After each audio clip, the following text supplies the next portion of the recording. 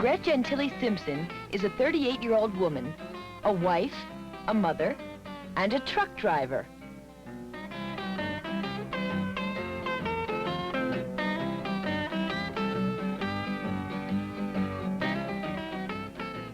Amusing incident that happened when I was driving up Broad Street recently was a great big truck pulled up beside me, and the driver was from out of the city, and he yelled over, "Hey, Mac, can you tell me where Callahill Street is?"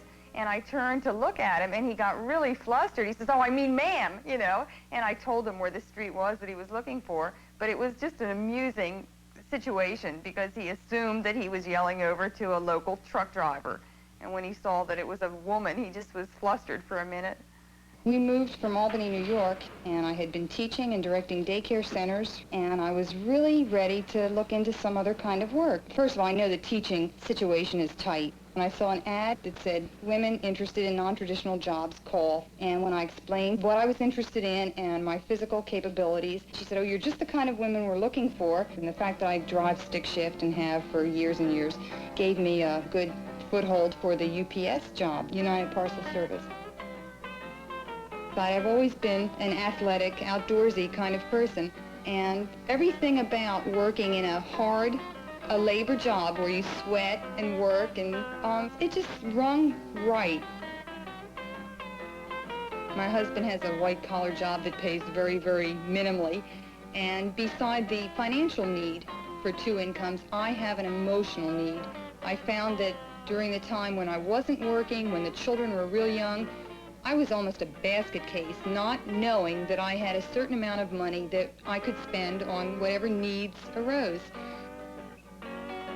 When I interviewed, they would ask about my background, and even though I didn't fudge about any of the teaching experience in the background that I had, I always pointed out the things that I had done that required heavy work, like moving in a U-Haul recently and packing furniture. You know, I used the things that I had done that had required physical strength and sort of played down the desk and the indoor kinds of jobs that I had also had. Because being almost 40, at first I thought, you know, people hiring for outdoor hard labor jobs would just assume that, you know, I was too old. A woman and almost 40, you know, I figured were two factors that were against me.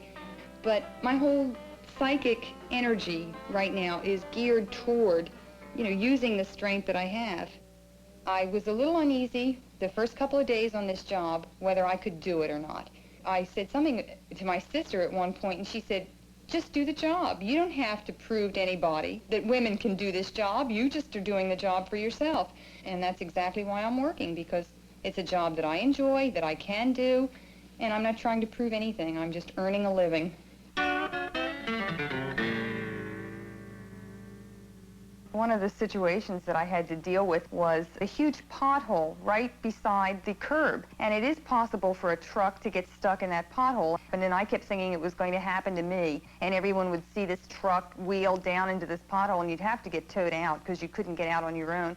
And I kept thinking, if I do that, everyone's going to say, "Oh, yeah, that's a woman driver, and she got stuck in that pothole." And then I found out from some of the other drivers that it has happened. Thank goodness it's never happened to me, but it has happened to several of the drivers. And then that kind of freed me up of not being so nervous that if I did it, it would be a unique situation. I mean, it happens to men too, so I just continue driving and look out for the potholes and try not to get stuck, but I don't worry so much about putting women in an unfavorable light. Generally, I get into work by 8 o'clock, so I have time to have a cup of coffee. But the first few times I went into the cafeteria, I felt very uneasy because all the women clerical workers sit in one section of the cafeteria and the men drivers sit in another section. At first, I didn't know whether to sit with the women or to sit with the drivers. So I'd sit with the women 1 or 2 days, and then I sat by myself 1 or 2 days, and finally I realized I wanted to associate with the drivers, but I didn't want to impose upon their conversations. So after sitting with the drivers for a few days and realizing that they were not really antagonistic that I was there, but not really accepting either, then one time I said to them, "Look, I know when I sit down with you guys, it changes the whole tone of your conversation, but if I sit with the women, you think, What's the matter with her? She thinks she's too good for us? and once I verbalized the uneasiness about where I fit in, I think it made things a lot easier. It could add extra strain on me while I'm working if I was constantly aware of, I'm a woman doing a job that has always been done by a man. But when I'm out there doing that job, I don't allow myself to dwell on what people might be thinking. One of the men's store owners that I deliver to said to me, when you're doing this job, doesn't that mean that some man isn't getting hired for the job? And I said, I have a family to support, I need the job, and I can do the job. And men can apply for the job also.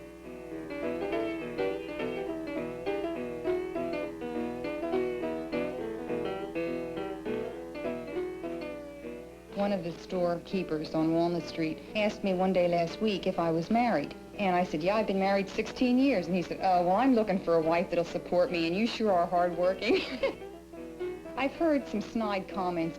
Oh, there's one of those liberated women. What's she doing a man's job for? What does she think she is, a man? But there's no time to react. And, you know, I just keep doing my job. I get such mixed reactions. Women stop me on the street saying, right on, sister, it's good to see someone doing that kind of work. So that the things that I come home and talk to my family about are the positive things, the things that I enjoy. My two sons think it's really super great. My daughter, who is 12, had a little bit of trouble at first coming to grips with my mother, the truck driver, but she understands it and, you know, appreciates the fact that I'm doing it and the fact that, you know, there's more money coming in right now than there would be if I weren't doing this job. My husband, it's not the image that his family or he has ever had of what his wife does, but he's able to cope with it and just kind of go with it. John knows that it's important to me to do this kind of work, and he's been very supportive and very helpful. John has been able to adapt his schedule to meet the needs of the family while I'm working a 12 or 14-hour day. So it hasn't been as difficult for me as it would be, you know, if he weren't able and willing to adapt in that way. I've enjoyed it. I've enjoyed cooking. It's more time I spend with the kids. I've gotten to know them, and I think they've gotten to know me better. And that's one of the positive benefits that's happened thus far.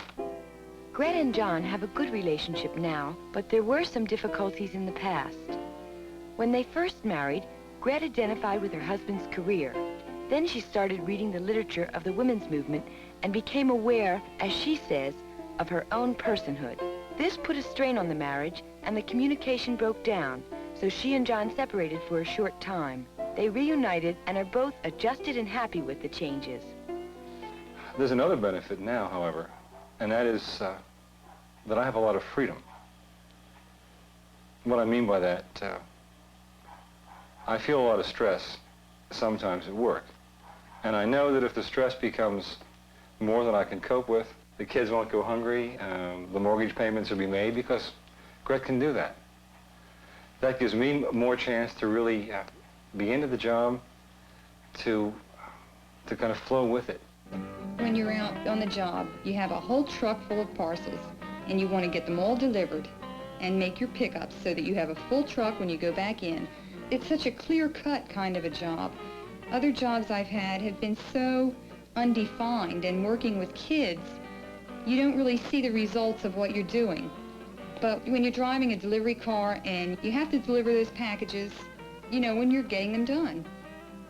Like when I was teaching, I would get home and I would be carrying, either physically carrying my paperwork home or carrying my mental overload from the day's job. Whereas with this job, I get home and I'm tired, but I have no baggage, no emotional baggage. I just bring myself home.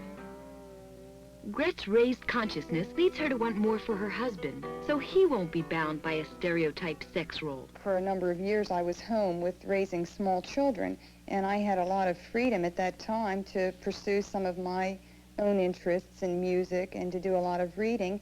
And it has occurred to me recently that my husband should be entitled to that same kind of freedom now that the children are in school all day and I am working and making a good salary, that it would be very helpful for him to have time off to just pursue some of his own interests and just do some of the things that he would like to do rather than the things he feels he ought to do.